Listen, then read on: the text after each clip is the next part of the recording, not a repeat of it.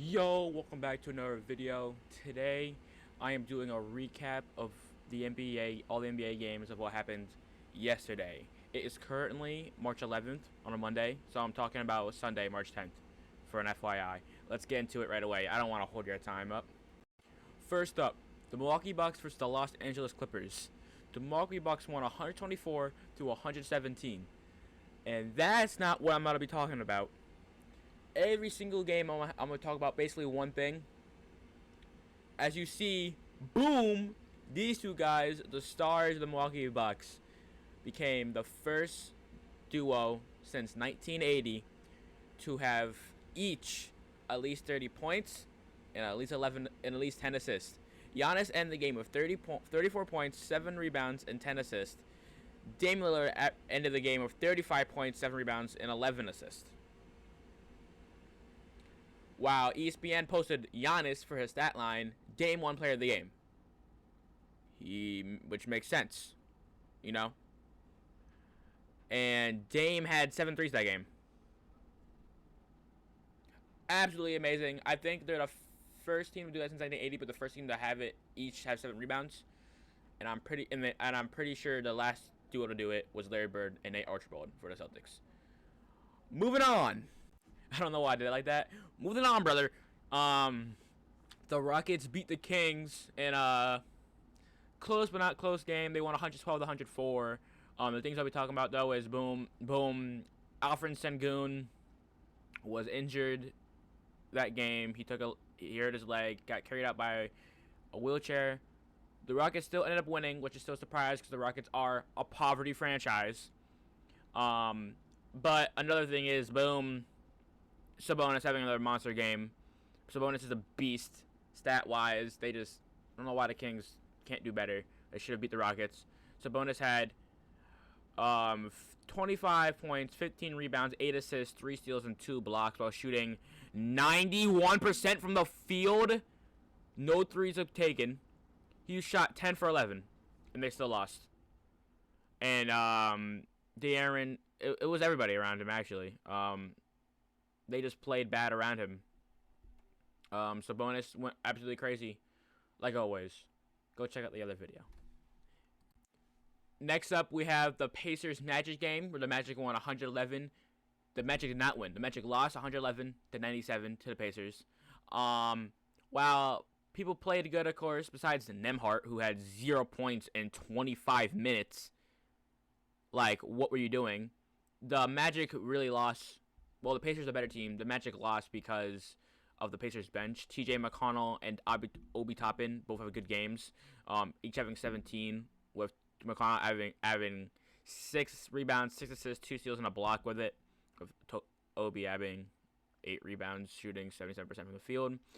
Pacers bench, that's the reason why they're here. I keep doing this because I'm like, just the screen.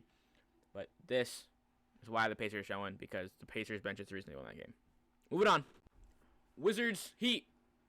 Wizards won a close game, 110 to 108. The Heat were healthy, and they lost to this poverty franchise. The Wizards are probably the worst team in the league, if not the Pistons. And the Heat lost.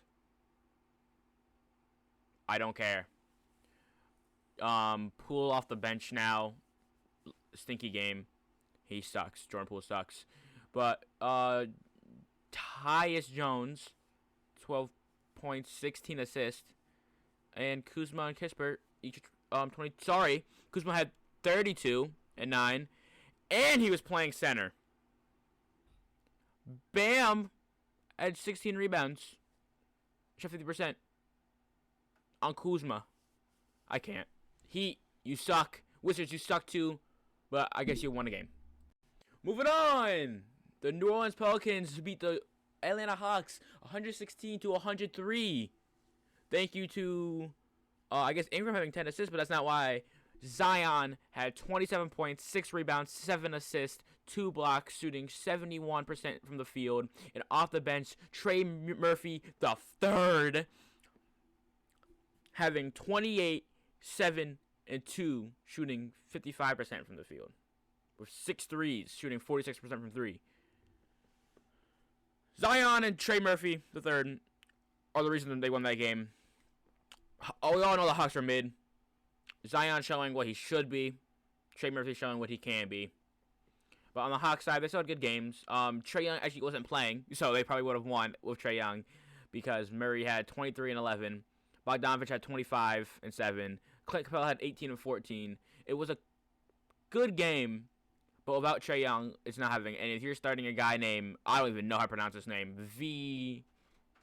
Korjexi, yeah, you're not doing anything of that. He had 3 points in 22 minutes, so they had Hunter playing more minutes though, but he was starting. Moving on from this trash game, Grizzlies versus Thunder. Not much to say besides the Thunder blew them out 124-93, and that GG Jackson had a crazy game, dropping 30. That's all I gotta say. Thunder are way better than the Grizzlies, especially since this Grizzlies team is injured out of their mind. They only have Jaren Jackson, and then GG's playing out of his mind without anybody else on the team. Therefore, Thunder easily beat them. That's why it happened. Worst loss of the game of the day, but GG Jackson had a good game, so I had to bring him up. But yeah. Brooklyn Nets, Cleveland Cavaliers. Brooklyn Nets win a game against the good Cavs team, 120-121. Mikal Bridges had 25 points, 5 rebounds, 5 assists, 3 steals, while Cam Thomas had 29, 7, and 5. The net, hold up. They didn't beat the Cavs team. It was the Cavaliers, but the Cavs only had Darius Garland, Evan Mobley, and Donovan Mitchell were out. They had Jared Allen, but come on. Two of the best guys, not the 2 best guys on the team. Donovan Mitchell is the best. You could toss it up. I say Evan Mobley is better than Darius Garland, but it's really close. Your 2 best players are out, and you beat them by 19. Cool. You had your whole team playing. They had their whole team playing? Did they have their whole team playing? No. They didn't. I'm sorry. Cameron Johnson wasn't playing.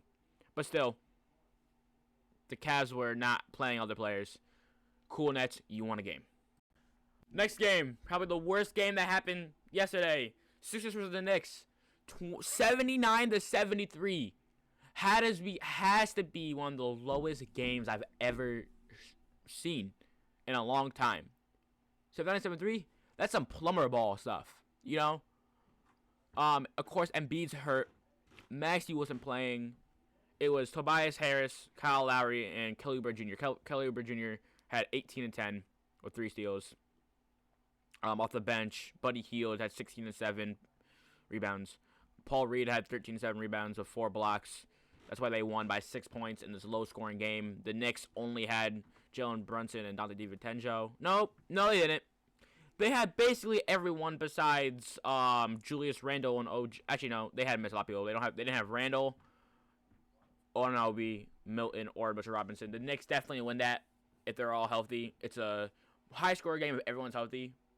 Not counting Embiid because Embiid's out for the rest of the season until playoffs. But Sixers win a low-scoring game, and we have one more game left and one more crazy stat line. Lakers Timberwolves, the last game we'll be talking about. The Lakers won 120-109. Of course, Carlton Towns is injured now, and the Timberwolves season is probably over. They had a really good season, and the Lakers are fighting for a play-in spot with the craziest play-in we ever seen, probably. It's going to be the Suns with KD, Booker, and Beal. The Lakers of Anthony Davis, LeBron. The Warriors. Are the Warriors in it? I don't know. And then it's the Warriors in it with Curry. And then the Mavericks with Kyrie and Luka, if that's what happens right now. But Anthony Davis had an all-time great night. He becomes, the first player, no player has ever had 25-plus points, 25-plus rebounds, 5-plus assists, 5-plus steals, since all stats are tracked back to 1973-74. Those are the stat lines that they say Wilt Chamberlain had when he played, but they weren't tracking stats yet. Anthony Davis, let me give you exact details of what Anthony Davis had last night in this 11-point win. Anthony Davis Well, let's give some credit to Naz Reid and Anthony Edwards. And they had 25 points, 27 rebounds, 27 rebounds, 7 rebounds, 7 assists, 2 steals, 2 blocks. Anthony Edwards looking a lot like Dwayne Wade. And that was my comparison given to him. He gets a lot of blocks for a guard. Naz Reid had 25 points, 5 rebounds, 3 assists, 4 blocks. But we're not here to talk about them because they lost. Anthony, day-to-day, every now and then on a good day, has a great game. Anthony Davis had a historic game with 27 points, 25 rebounds, 5 assists, 7 steals, 3 blocks, nearly having a 5x5 game, which is already historic, which would add on to it. If he had 2 more blocks, it would have been crazy. Didn't shoot a single 3, 9 from 13 from the free throw line, which is kind of but whatever.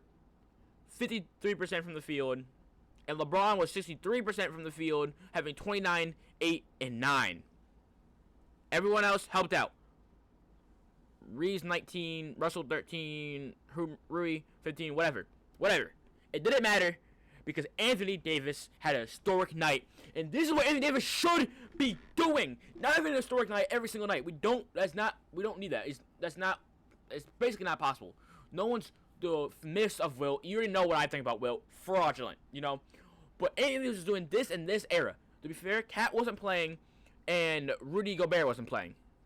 Cat's not a defensive center, whatever. It's still a big body in the paint. Rudy Gobert is number 1 or number 2 in defensive player of the year. I personally think it's with their Wembanyama. But whatever. Defensive player of the year, Rudy Gobert wasn't playing. So it makes sense why AU have a better game. But he still had Naz Reid on him. It doesn't matter either way. He had an historic game. No one's done that. No one's done that while stats were being tracked. Video footage of him doing it. Anthony Davis needs to learn to put some damn work in. Because when he plays at his best, right now, he's better than LeBron on the team. But it's still LeBron's team because Anthony Davis is so inconsistently, but he doesn't want to play. He doesn't want to try. He got his ring on the Lakers, and he doesn't try anymore. This shows that he can still try. The Pacers game for the season tournament showed he could try because he had a crazy game there too. If he keeps playing this hard, they won't have to worry about when LeBron leaves the Lakers. Because when Bronny gets drafted, LeBron's gone. Unless somehow the Lakers can pick up Bronny in a draft.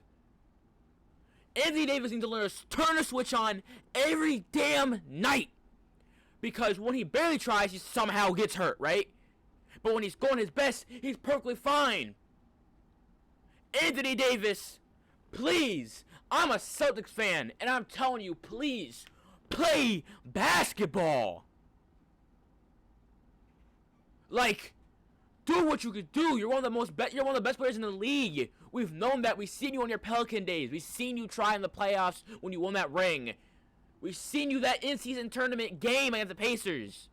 We've seen you now, last night. Do this. Do this day to day instead of being day to day Davis, being out all the time. This is the video. I started getting heated there because Davis can be mad. I hate when players have all their skill and everything they could have for them and they won't use it. Stop. This is the video. Like and subscribe. Hope you enjoyed. More videos to come as always. You know how it is. Check out every now and then on Twitch. I be streaming some of these videos or just streaming in general. Yap sessions. Have a Yap session minute. Maybe another one will come out soon. Either way, check it out because not everything I stream is posted because some stuff's edited. This probably isn't edited though. There's cuts, but it's not edited. I'm just putting pictures in and cutting. There's a difference. Check it out. Like and subscribe like I already said. Comment down below if you want to see anything. I could try to give it to y'all. Can't promise everything, but I can definitely try to give you the best content I can. We're moving up. Moving up. I don't care if I'm little right now. We're getting more support. Work hard. Play hard. We're going. Peace out.